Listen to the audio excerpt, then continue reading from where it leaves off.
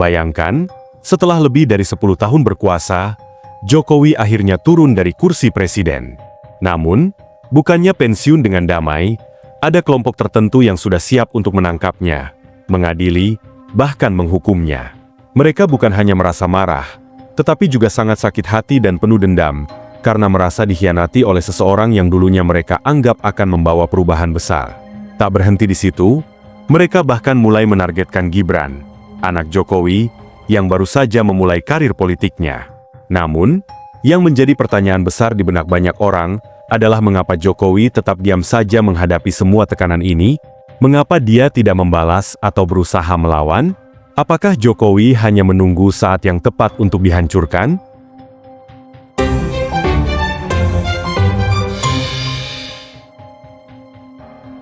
Jokowi adalah sosok yang sangat dikenal oleh kita semua.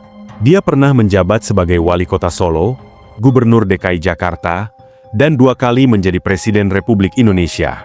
Meskipun memiliki banyak prestasi, ada sebagian orang yang mungkin beranggapan bahwa Jokowi adalah presiden yang paling santai yang pernah kita miliki. Kenapa bisa begitu?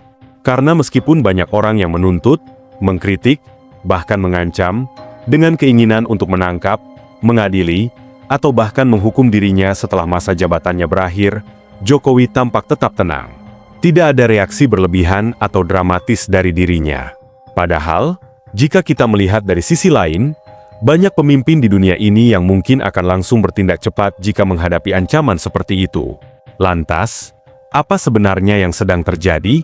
Mengapa Jokowi bisa begitu tenang menghadapi gelombang serangan dari orang-orang yang jelas-jelas merasa kecewa padanya? Sebelum kita membahas lebih lanjut tentang sikap Jokowi, kita perlu mengetahui siapa sebenarnya orang-orang yang merasa sangat kecewa dan marah terhadapnya. Mereka adalah kelompok-kelompok yang, baik secara langsung maupun tidak langsung, merasa kecewa dengan kebijakan dan keputusan yang diambil Jokowi selama menjabat sebagai presiden. Beberapa dari mereka datang dari kelompok oposisi politik, ada yang menjadi simpatisan pesaing Jokowi di pemilu, dan ada juga yang tidak puas dengan kondisi ekonomi, sosial, bahkan dalam hal keagamaan. Banyak dari mereka merasa bahwa kebijakan Jokowi justru membuat hidup mereka semakin sulit, dan tidak sedikit yang merasa dikhianati, karena harapan besar mereka terhadap perubahan yang diinginkan tidak terwujud. Selain itu, beberapa dari mereka juga merasa bahwa Jokowi terlalu kompromistis dengan kekuatan asing, atau bahkan mengorbankan kedaulatan negara demi keuntungan negara lain. Beberapa isu yang menjadi pemicu utama ketidakpuasan mereka adalah utang negara yang meningkat, investasi dari Cina, kebijakan Omnibus Law, dan kebijakan kontroversial lainnya. Namun, serangan terhadap Jokowi tidak berhenti hanya pada kebijakan politik dan ekonomi. Banyak dari mereka yang mulai menyerang Jokowi secara pribadi, bahkan menyeret keluarganya, terutama Gibran, anak pertama Jokowi yang kini terjun ke dunia politik. Beberapa orang bahkan terang-terangan mengatakan bahwa jika mereka tidak bisa menghancurkan Jokowi, maka mereka akan menghancurkan anak-anaknya. Hal ini tentu menimbulkan pertanyaan besar. Mengapa mereka begitu keras dan penuh kebencian terhadap seorang mantan presiden? Apa sebenarnya yang mereka inginkan? Dalam situasi yang tengah dihadapi oleh Jokowi, hal yang paling menarik dan memunculkan rasa penasaran adalah sikap diam yang dia pilih untuk tunjukkan. Di saat banyak orang di luar sana terus-menerus mengungkapkan kemarahan mereka terhadap dirinya, Jokowi justru terlihat tenang, seakan tidak peduli sama sekali. Tidak ada pernyataan keras yang keluar dari mulutnya. Tidak ada upaya untuk membela diri atau melawan dengan cara yang agresif. Mengapa Jokowi memilih untuk diam? Apakah ini bagian dari strategi politik yang dia rencanakan? Ataukah Jokowi memang sudah terbiasa menghadapi tekanan begitu besar, sehingga dia merasa tidak perlu reaktif terhadap segala macam serangan tersebut? Ada beberapa alasan mengapa Jokowi mungkin memilih untuk tidak merespons dengan keras terhadap serangan-serangan ini.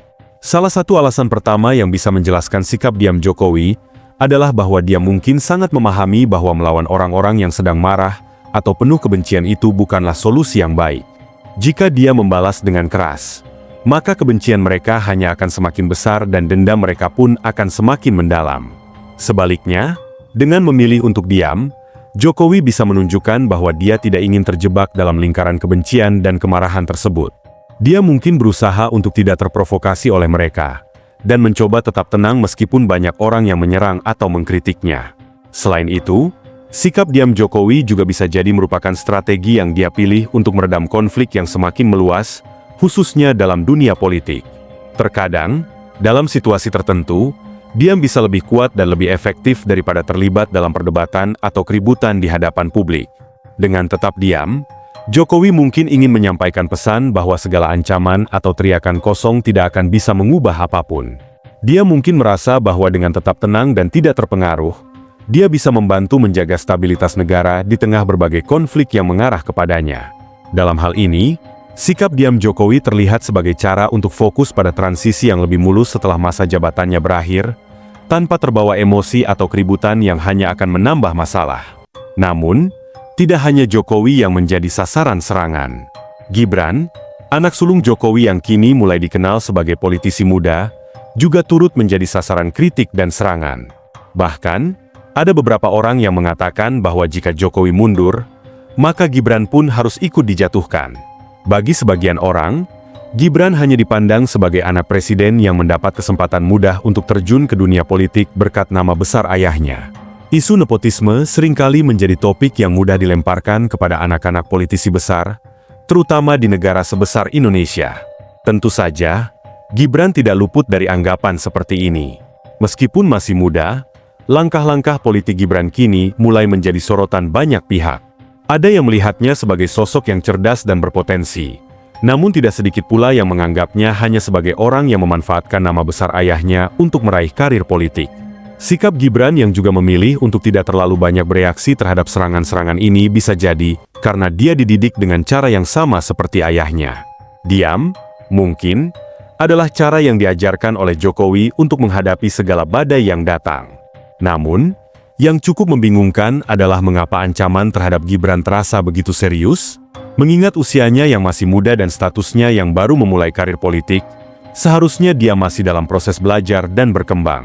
Kenapa sudah ada pihak-pihak yang ingin mengakhiri karir politiknya, bahkan sebelum dia benar-benar memiliki kesempatan untuk membuktikan diri? Jawaban dari pertanyaan ini mungkin kembali pada rasa sakit hati dan kekecewaan yang mendalam terhadap Jokowi, yang kemudian secara tidak langsung menyasar kepada anaknya. Bagi orang-orang yang sudah lama kecewa dengan kepemimpinan Jokowi, Gibran hanya dianggap sebagai simbol dari kelanjutan kekuasaan yang mereka benci. Mereka percaya bahwa dengan menyerang Gibran, mereka bisa menyelesaikan rasa kekecewaan dan ketidakpuasan yang belum tuntas terkait dengan Jokowi.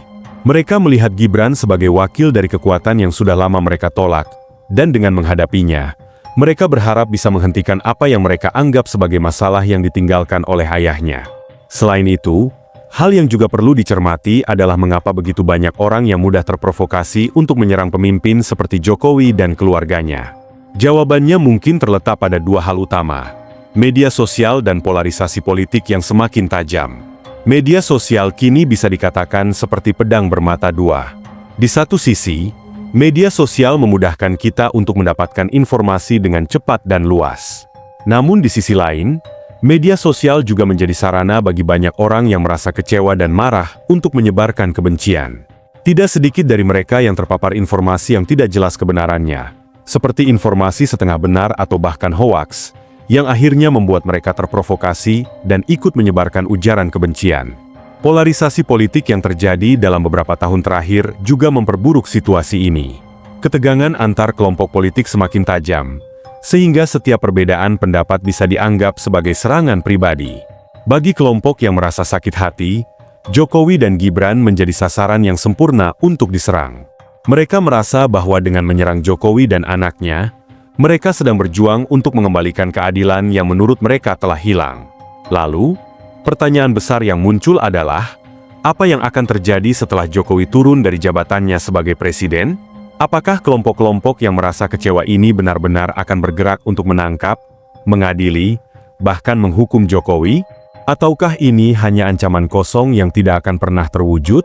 Yang pasti, meskipun masa jabatannya sudah selesai, Jokowi tetap akan menjadi sorotan publik. Entah dia memilih untuk pensiun dengan tenang atau malah kembali terjun ke dunia politik dengan cara yang berbeda. Ancaman-ancaman yang dia hadapi mungkin tidak langsung hilang begitu saja. Namun, melihat sikap diam yang ditunjukkan oleh Jokowi, tampaknya dia sudah siap menghadapi segala kemungkinan yang akan datang. Bagi Jokowi, Menjaga reputasi dan stabilitas negara mungkin lebih penting daripada terlibat dalam perdebatan dan konflik yang hanya akan menambah kerumitan. Sementara itu, Gibran, yang meskipun masih muda sudah mulai terjun ke dunia politik, juga memilih untuk tidak terpengaruh dengan serangan-serangan yang datang. Mungkin ini adalah cara mereka berdua untuk bertahan di tengah badai, dengan fokus pada tujuan jangka panjang, tanpa terlalu terjebak dalam emosi atau kebencian yang ada. Namun, pertanyaannya, apakah dengan tetap diam mereka bisa terus bertahan di tengah gelombang kebencian yang terus datang? Atau justru cara ini akan memperkuat posisi mereka dalam jangka panjang? Karena mereka bisa menghadapinya dengan tenang dan bijaksana? Ini masih menjadi pertanyaan yang belum ada jawaban pasti.